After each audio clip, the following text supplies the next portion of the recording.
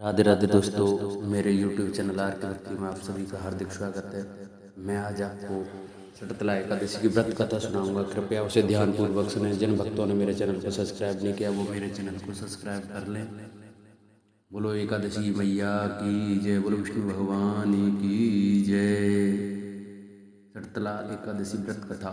एक समय दालभ ऋषि ने पुलत ऋषि से पूछा कि हे महाराज, पृथ्वी लोक में मनुष्य ब्रह्मा दे महान पाप ब्रह्म इत्यादि महान पाप करते हैं, पराय धन की चोरी तथा दूसरे की उन्नति देखकर ईर्ष्या करते हैं, साथ ही अनेक प्रकार के व्यसनों में फंसे रहते हैं, फिर भी उनको नरक प्राप्त नहीं होता।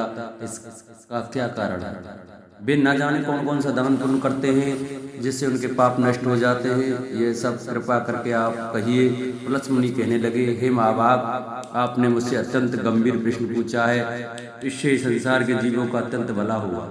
इस वेद को ब्रह्मा विष्णु रुद्र आदि इंद्र आदि भी नहीं जानते, परंतु मैं आपको यह गुप्त तत्व अवश्य बताऊंगा। उन्होंने कहा कि माघ मास लगते ही मनुष्य को स्नान आदि करके शुद्ध रहना चाहिए। इंद्रियों को वश में कर काम क्रोध लोभ मोह अहंकार ईर्ष्या तथा द्वेष आदि का त्याग कर भगवान का स्मरण करना चाहिए। पुष्य नक्षत्र में गोबर कपास तिल मिलाकर उनके कंडे बनाना चाहिए और कंडों से 108 बार हवन करना चाहिए। उस दिन मूल नक्षत्र हो और एकादशी तिथि हो तो अच्छे पुण्य देने वाले नियमों को ग्रहण करें। स्नान आदि नित्य क्रिया से निवृत्त होकर सब देवताओं के देव श्री भगवान का पूजन करें और एकादशी का व्रत धारण करें। रात्रि को जागर करना चाहिए। उसके दूसरे दिन धूप दीप नैवेद्य आदि से भगवान का पूजन करके खिचड़ी का भोग लगाए। तत्पश्चात पेठा नारियल सीता फल या सुपारी का अर्घ देकर स्तुति करनी चाहिए। हे भगवान, आप तीनों के शरण देने वाले हैं। इस संसार सागर में फंसे हुओं का उद्धार करने वाले हैं। हे पुंडरीकाक्ष, हे विष्णु भगवान, हे सूर्य ब्रह्म, हे पूर्वज, हे जगतपते, आप लक्ष्मी सहित इस तुच्छ अर्घ को ग्रहण करें। इसके पश्चात जल से भरा कुंभ घड़ा ब्राह्मण को दान करें तथा ब्राह्मण को श्यामा गौ और तिल पात्र भी उत्तम है। तिल स्नान और भोजन दोनों ही श्रेष्ठ हैं। इस प्रकार जो मनुष्य जितने तिलों का दान करता है उतने ही 1000 वर्ष स्वर्ग में वास करता है। तिल स्नान, तिल का उपटन, तिल का हवन, तिल का तर्पण, तिल का भोजन, तिलों का दान, ये तिल के 6 प्रकार हैं। इनके प्रयोगों के कारण ये सटतला एकादशी कहलाती है। इस व्रत के करने से अनेक प्रकार के पाप नष्ट हो जाते हैं। इतना कहकर पुलत ऋषि कहने लगे कि अब मैं तुमसे एक एकादशी की कथा कहता हूँ।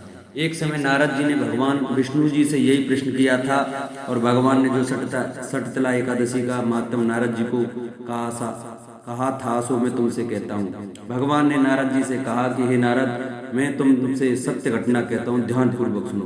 प्राचीन काल में मृत्युलोक में एक ब्राह्मणी रहती थी। वह सदैव व्रत किया करती थी।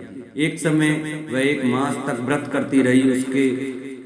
इससे उसका सारा शरीर अत्यंत दुर्बल हो गया। यद्यपि वह अत्यंत बुद्धिमान थी, तथापि उसने कभी देवताओं या ब्राह्मणों के निमित्त अन्न या धन का दान नहीं किया था। इससे मैंने सोचा कि ब्राह्मणी ने व्रत आदि से अपना शरीर शुद्ध कर लिया है, अब इसे विष्णु लोक तो मिल ही जाएगा, परंतु इसने कभी अन्न का दान नहीं किया। इससे इसकी तृप्ति होना कठिन है।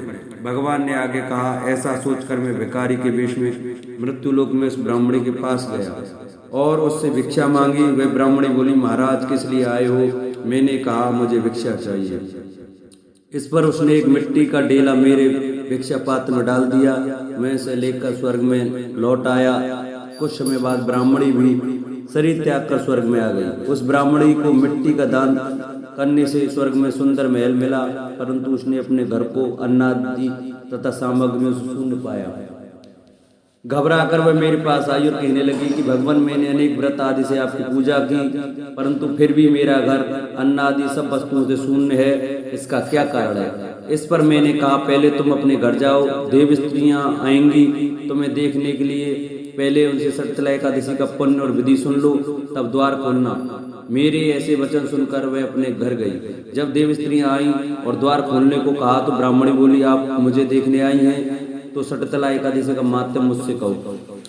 उनसे एक देव स्त्री कहने लगी कि मैं कहती हूँ। जब ब्राह्मणी ने सटतला एकादशी का महात्म्य सुना तब द्वार खोल दिया। देवांगनाओं ने उसको देखा कि न तो वह गंधर्वी है और न ही असुरी है, वरन पहले जैसी मानुषी है। उस ब्राह्मणी ने उनके कथानुसार शकुंतला एकादशी का व्रत किया। इसके प्रभाव से वह सुंदर और रूपवती हो गई तथा उसका घर अन्न आदि समस्त सामग्रियों से युक्त हो गया। अतः मनुष्यों को मूर्खता त्याग कर शकुंतला एकादशी का व्रत और लोभ न करके तिल आदि का दान करना चाहिए। इससे दुर्भाग्य, दरिद्रता तथा अन्य प्रकार के कष्ट दूर होकर मोक्ष की प्राप्ति होती है।